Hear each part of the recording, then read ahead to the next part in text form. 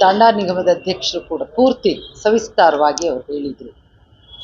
ಈ ತುಡಿತ ಹೇಗೆ ಅಂದರೆ, ಇವತ್ತು ಮೀಟಿಂಗ್ ಅಂಥೇಳಿ ಮಾಡ್ತಿರ್ಬೋದು, ಚರ್ಚೆ ಅಂತ ಆಗ್ತಿರ್ಬೋದು, ಬಟ್ ಏನಾಗಿದೆ ಅಂತಂದರೆ ತಾಂಡಾಗಳಲ್ಲಿ ಎಲ್ಲೆಲ್ಲಿ ಇದ್ದಾರೆ ಅಲ್ಲೆಲ್ಲವೂ ಕೂಡ ಯೋಚನೆ ಮಾಡ್ತಕ್ಕಂಥ ಒಂದು ಹಂತಕ್ಕೆ ತಲುಪಿದ್ದಾರೆ ಜನ.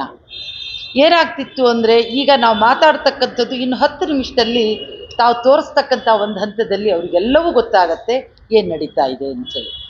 ನಮಗೇನಂತಂದರೆ, ಬದುಕು ಇಲ್ಲಿವರೆಗೆ ಹೇಗಿತ್ತು ಅನ್ನೋದಕ್ಕಿಂತ ಮುಂದಿನ ಜನ್ರೇಷನ್ನಿಗೆ ಏನಪ್ಪ ಅನ್ನೋ ಒಂದು ಫೀಲಿಂಗ್ ಬರುತ್ತೆ.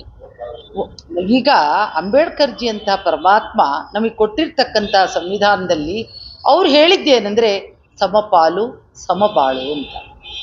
ಮತ್ತು ಅವ್ರು ಯಾರ ಬಗ್ಗೆ ಅವರು ತುಡಿತದಲ್ಲಿ ಹೇಳಿದರು ಅಂದರೆ, ಯಾರು ಶಿಕ್ಷಿತರಿಂದ ವಂಚನೆ ಒಳಪಟ್ಟಿದ್ದಾರೆ, ಯಾರು ಆರ್ಥಿಕವಾಗಿ ತೊಂದರೆ ಒಳಪಟ್ಟಿದ್ದಾರೆ, ಯಾರು ಶೋಷಿತರಾಗಿದ್ದಾರೆ, ಯಾರು ಕೆಳ ಹಂತದಲ್ಲಿರ್ತಕ್ಕಂಥ ಜನಗಳನ್ನು ಸರಿಸಮಾನವಾಗಿ ಕೂರ್ತಕ್ಕಂಥ ಹಂತದಲ್ಲಿ ಯೋಚನೆ ಮಾಡಿದವರು ಪರಮಾತ್ಮ ಅಂಬೇಡ್ಕರ್ಜಿಯವರು.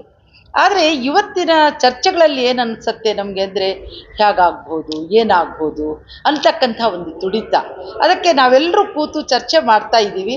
ಬಟ್ ಈ ವರದಿಯನ್ನು ಕೊಟ್ಟಿರ್ತಕ್ಕಂಥ ಹಂತದಲ್ಲಿ ನಾವು ಮಾನ್ಯ ಮುಖ್ಯಮಂತ್ರಿಗಳಲ್ಲಿ ಮತ್ತು ಕಾನೂನು ಸಚಿವರಲ್ಲಿ, ಗೃಹ ಸಚಿವರಲ್ಲಿ ಎಲ್ಲರಲ್ಲೂ ಕೂಡ, ಮತ್ತು ನಮ್ಮ deputy minister D K Shivakumar ji ಅವರಲ್ಲಿ ನಾವು ಹೋಗ್ಬಿಟ್ಟು ಅಪೀಲ್ ಮಾಡಿದ್ದೀವಿ. ಪುನಃ ಅಪೀಲ್ ಮಾಡ್ತಕ್ಕಂಥ ಹಂತಕ್ಕೆ ನಾಳೆ ಗುರುಗಳೆಲ್ಲರೂ ಕೂಡ ಸೇರ್ತಾ ಇದ್ದಾರೆ. ನಾಳೆ ಎಲ್ಲ ಸ್ವಾಮೀಜಿಗಳು ಸೇರಿಬಿಟ್ಟು ಅದಕ್ಕೆ ಚರ್ಚೆಗೆ ನಿಲ್ತಾ ಇದ್ದಾರೆ. ಅದಕ್ಕೆ ನನಗೆ ನನ್ನ ಒಂದು ಅರಿಕೆ, ನಮ್ಮ ಪ್ರಾರ್ಥನೆ ಏನಂದರೆ, ಸಾಮೂಹಿಕವಾಗಿ ಕೆಲವು ವ್ಯಕ್ತಿಗಳನ್ನು, ಏನು ಪಕ್ಷಗಳು, ಯಾವುದೇ ಪಕ್ಷಗಳಾಗಿರ್ಬೋದು, ಏನು ಬೆಳೆಸಿದ್ದೀರಿ ಆ ಪ್ರತಿನಿಧಿಗಳನ್ನು ಕೂರಿಸ್ತಕ್ಕಂಥ ಹಂತದಲ್ಲಿ ಮುಂದಿನ ಜನ್ರೇಷನ್ಗೆ ನ್ಯಾಯ ಕೊಡಲೇಬೇಕು. ಬಟ್ ಒಂದು ವಿಚಾರ ಏನಿದೆ ಅಂದರೆ, ನಂಬಿಕೆ ತುಂಬ ಇದೆ. ಯಾಕೆಂದರೆ ತುಡಿತದಿಂದ ಬಹಳ ನೋವಲ್ಲಿ ಬಂದಿರತಕ್ಕಂಥವ್ರು ನಮ್ಮ ಮುಖ್ಯಮಂತ್ರಿಗಳು. ಅವ್ರಿಗೆ ಗೊತ್ತಿದೆ ಏರುಪೇರುಗಳ ಒಂದು ವಿಚಾರ ಹೇಗೆ ಬರ್ಬೋದು, ಏನಾಗ್ತಿದೆ ಅಂತಕ್ಕಂಥದ್ದು ಅವ್ರಿಗೆ ಗೊತ್ತಾಗತ್ತೆ.